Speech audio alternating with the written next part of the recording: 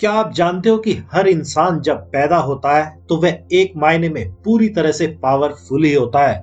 लेकिन जैसे जैसे वह बड़ा होता जाता है और दूसरों से बहुत कुछ जाने अनजाने सीखता जाता है, तो उसके अकॉर्डिंग ही उसके विश्वास और सोच विचार आदि बनती जाती है, जिसके अकॉर्डिंग ही फिर उसकी लाइफ डिफाइन होती चली जाती है। लेकिन इसमें बुरा तो कुछ भी नहीं है, क्योंकि जो भी हमें सीखना होता है वह तो हम शुरुआत में दूसरों से ही सीखते हैं, भले ही वह कितना ही पॉजिटिव हो या निगेटिव। लेकिन अगर गलती से किसी ने सब कुछ निगेटिव ही सीख लिया हो तो तब उसके साथ बहुत कुछ बुरा ही होना शुरू हो जाता है। इसलिए कुछ तरीके हैं जिनसे आप खुद को फिर से वैसा ही पावरफुल महसूस कर सकते हैं और लाइफ को नए तरीके से डिफाइन कर सकते हैं, जिसके लिए आप इन 4 तरीकों को सही से यूज कर सकते हैं। जिसमें से अगर सबसे पहले तरीके की बात करें तो आपको फिर से अपनी उन्हीं जड़ों से कनेक्ट करना पड़ेगा जिनकी वजह से ही सारा फर्क पड़ता है। और ये जड़ें आपके ही अंदर मौजूद होती है, जिनको आपको अपनी फीलिंग्स के जरिए ही पहचानना पड़ेगा। क्योंकि अभी हो सकता है कि आप कई सारी चीजों में अपने आप को बटा पा सकते हैं, जिसको हम खुद की मर्जी से ही चूज भी करते हैं। जैसे किसी को कुछ करना बहुत ज्यादा पसंद है और वह करना भी वही चाहता है, लेकिन वह दूसरों की देखा देखी वह सब कुछ करता जाता है जो उसको करना ही नहीं है। और इस प्रकार वह अपने आप को दुखी रखते हुए भी उन चीजों में चेंज करता जाता है जिनको चेंज करने से कोई भी फर्क उसको नहीं पड़ता है। और आखिर में वह उस दयनीय स्थिति में पहुंच जाता है जहां उसको लगने लगता है कि वह शायद ही इस जन्म में कभी पूरी तरह से खुश हो पाएगा। इसलिए आपको इस तरीके को यूज करने के लिए फिर से अपने दिल के करीब आना होगा, जहां आपकी सोल फिर से पावर में आकर आपको पावरफुल बनाने का इंतजार कर रही है। लेकिन बस वह आपसे एक ही चीज की डिमांड करती है कि आप पहले उन सारे सच को एक बार एक्सेप्ट कर लें, जिनको आप तो अपने गहरे में जानते ही हैं कि वे आपके लिए सच है। और ये वही सच आपके हो सकते हैं जिनको आप अपने तेज दिमाग के चलते खुद को या दूसरों को बदल बदल कर समझाते रहते हैं। इसलिए आपको इस तरीके का यूज करने के लिए फिर से अपने प्रति पूरी तरह से ऑथेंटिक और रियल बनने की जरूरत है और अपने दिल को पूरी तरह से फॉलो करने की भी जरूरत है। तभी आप इस यूनिवर्स की उन अनदेखी ताकतों का प्रयोग कर पाओगे जो आपकी लाइफ को पूरी तरह से कुछ ही दिनों में चेंज कर सकती है।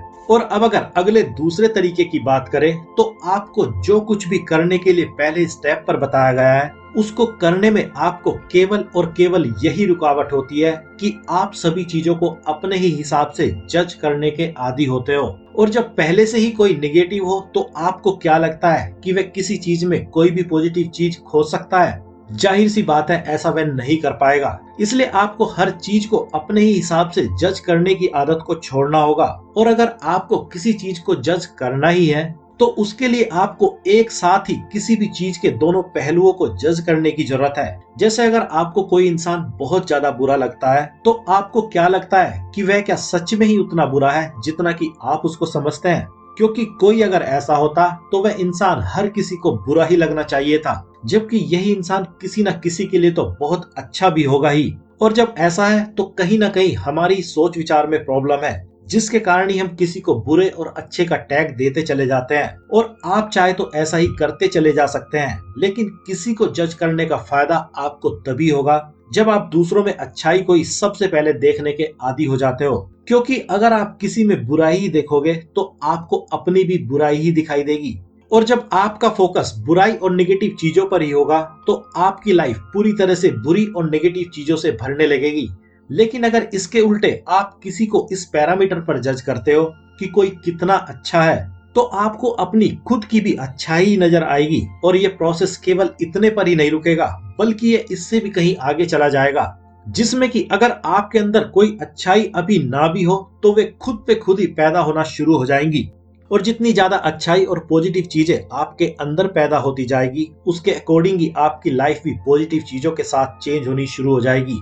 और आप अपने आप को फिर से बहुत ज्यादा पावरफुल महसूस करने लगोगे, क्योंकि इस टाइम आप लाइफ की पॉजिटिव साइड में ही जानबूझकर आ जाओगे।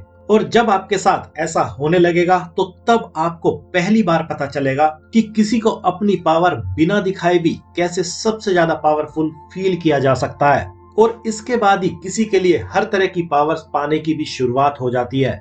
और अब अगर अगले तीसरे तरीके की बात करें तो अगर आपको लगता है कि आपके अंदर अभी कोई ऐसी बात ही नहीं है कि आप कुछ ऐसा कर सकते हैं कि आप अपने आप को पावरफुल समझ सको, तो इसका भी सबसे बेहतरीन सीक्रेट यही है कि आप कुछ देर के लिए खुद को पूरी तरह से भूल जाइए, जिसके साथ ही आपकी सारी लिमिटेशंस और प्रॉब्लम्स भी भूल जाएंगी। और फिर आप अपना पूरा का पूरा फोकस इस बात पर लगाइए कि आप दूसरों के लिए क्या कर सकते हैं, जिससे कि उनकी लाइफ में कोई भी पॉजिटिव वैल्यू ऐड हो सकती है। और आपका बस यही एक ख्याल आपको पूरी तरह से चेंज कर देगा, क्योंकि आपको जानकर हैरानी होगी कि किसी की भी महानता का ग्राफ केवल और केवल इसी बात से तय होता है कि वह दूसरों के लिए क्या अच्छा करना चाहता है या करता है। वरना तो दुनिया में बहुत से लोग भरे पड़े हैं जिनके पास होने को तो बहुत कुछ हो सकता है, लेकिन वे इतने गरीब हैं कि उनके पास दूसरों को देने के लिए कुछ भी नहीं है। और वे अंदर ही अंदर इस बात से परेशान भी होते रहते हैं, क्योंकि जो मजा लाइफ में दूसरों की हेल्प करने में है वह किसी और चीज में कभी भी नहीं हो सकता है। इसलिए जो भी इस तरह के ख्याल से ग्रसित हो जाता है कि उसे किसी के लिए कुछ करना है, तो तुरंत ही यह प्रकृति ऐसे लोगों को अपने हिसाब से ही पावर देना शुरू कर देती है और उसको पावरफुल बनाना शुरू कर देती है। इसलिए अगर आप भी फिर से पावरफुल बनना चाहते हैं, तो आप अपनी कैपेसिटी के हिसाब से दूसरों के लिए वह करना शुरू कर दो जो भी आप अभी कर सकते हैं। और आप देखोगे कि आपको वह सब खुद पे खुद ही मिलना शुरू हो जाएगा, जिसको आप आज तक पाने के लिए न जाने क्या क्या आयोजन करते आए हैं।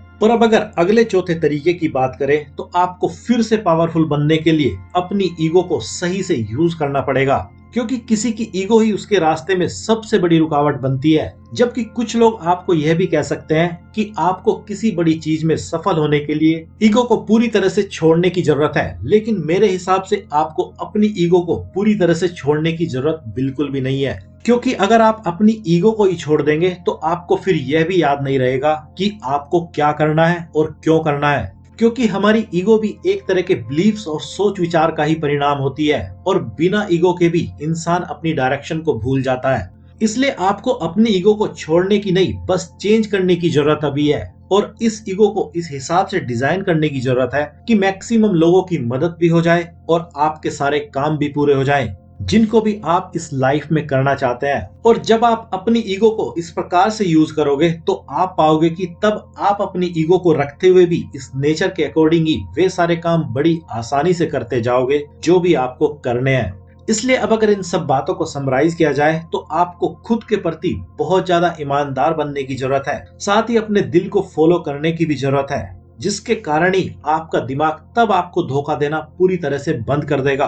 और साथ ही आपको किसी को केवल अच्छाई के बेस पर ही जज करने की जरूरत है, और साथ ही दूसरों की जितनी हो सके उतनी ज्यादा से ज्यादा मदद करनी है।